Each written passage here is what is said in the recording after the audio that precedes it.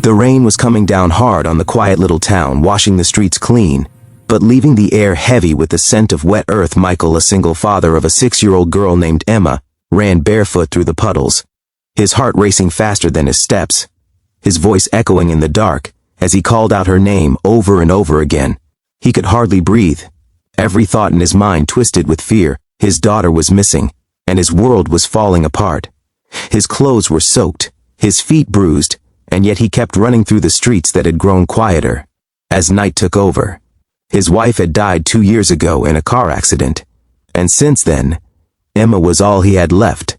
She was the only reason he woke up every morning, the reason he learned to smile again, and now she was gone.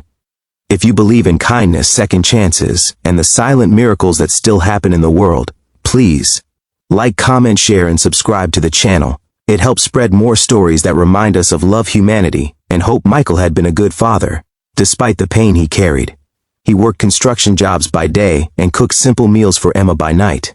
He never let her see his tears, though every time she fell asleep, he would sit by her bed and whisper to his late wife that he was trying his best, that he would never fail their daughter.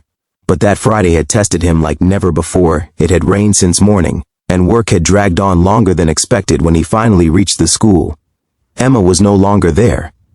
The teacher said she had gone home early with someone she thought her dad had sent. Michael froze. Confusion turned into panic as he realized no one had his permission to take her. He rushed home, the sky gray above him, lightning flashing in the distance. But when he opened the door, the house was empty. The small pink jacket that always hung by the front door was gone. Her favorite stuffed bear was lying on the couch untouched. Michael dropped to his knees, whispering her name, his voice trembling, but there was no answer. His dog Max, an old golden retriever, barked frantically, pacing near the back door. Max had been with them since Emma was born. He had been his late wife's dog, and since her death the loyal animal had become like a guardian to Emma, always by her side, always alert. Michael looked at Max, who barked louder, scratching at the door as if urging him to follow. Without thinking, Michael grabbed his flashlight and ran out into the night. Max bolted ahead, his paws splashing through the puddles, leading him across the neighborhood. The rain had softened to a drizzle, and the streetlights reflected on the wet pavement. Michael followed Max's golden fur through narrow alleys and down toward the small wooded area near the edge of town. He could feel his heartbeat in his throat, the flashlight shaking in his trembling hand. He called out her name again and again until his voice broke. But Max didn't stop. The dog kept running until he reached a muddy trail near the creek, barking louder and louder. Michael slipped on the wet ground and nearly fell when he saw something small and pink lying in the mud. It was Emma's shoe. His vision blurred, tears mixing with rain. He picked it up and felt his heart shatter into 1,000 pieces. He wanted to scream, but before he could, Max barked again. This time from deeper in the trees, Michael ran toward the sound, branches scratching his face, his breath heavy with fear. Then through the dark he saw the dog digging at something near an old wooden shed half hidden by vines. Michael ran faster, his chest tightening with dread as Max continued barking and pawing at the ground. When he reached the shed he heard a faint sound, a small whimper. It was her voice, weak but alive. Michael threw the broken boards aside, and there she was, curled up in a corner, covered in dirt and trembling but breathing. Emma lifted her head, tears streaming down her face, and whispered, "Daddy." He fell to his knees and pulled her into his arms, crying harder than he had in years. Max wagged his tail, barking softly as if to say, "I found her. I kept my promise." Michael carried Emma home.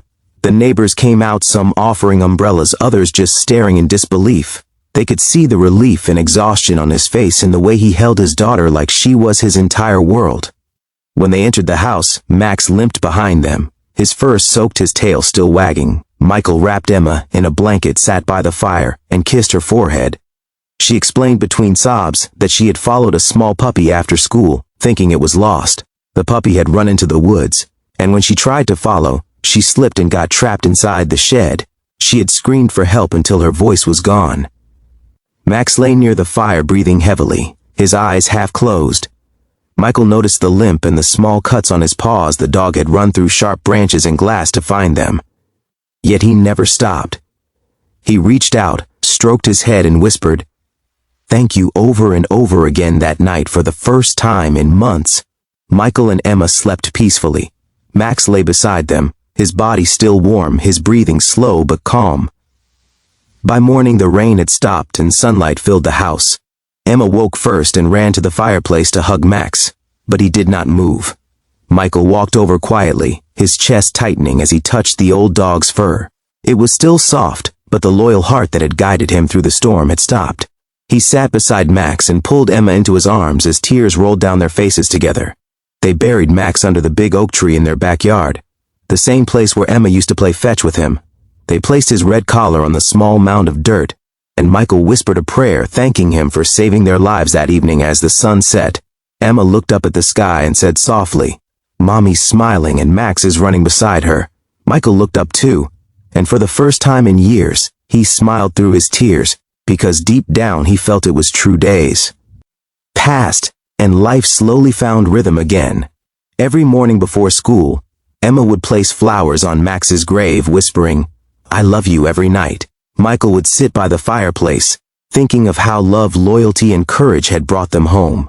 Word spread through the town. Soon people from the neighborhood came to hear about Max the dog who saved a little girl's life. Some brought flowers, others dog treats to leave by his grave. The local newspaper published an article titled, "The Loyal Dog Who Became a Hero." A small animal shelter even started a rescue fund in his name, helping lost dogs find their way back home. During the dedication ceremony, Michael stood on stage holding Emma as he thanked everyone for their kindness. His voice breaking when he said, "Max reminded us all that love knows no boundaries, that sometimes angels walk on four legs and speak only through loyalty." The audience was silent for a moment, then stood and applauded. It was not applause for a man or even a story, it was for the pure love that binds living hearts together. When they returned home that night, Emma drew a picture of their family, her father, herself, and Max sitting between them at the top. She wrote in bright colors, "My hero." Michael framed it and placed it above the fireplace where Max used to sleep that night. As rain began to fall again, Michael stared at the picture and whispered, "You brought her back to me, buddy. You gave me my life back." If this story touched your heart and reminded you of love and loyalty, please like, share, comment, and subscribe to keep spreading stories that warm hearts and heal souls.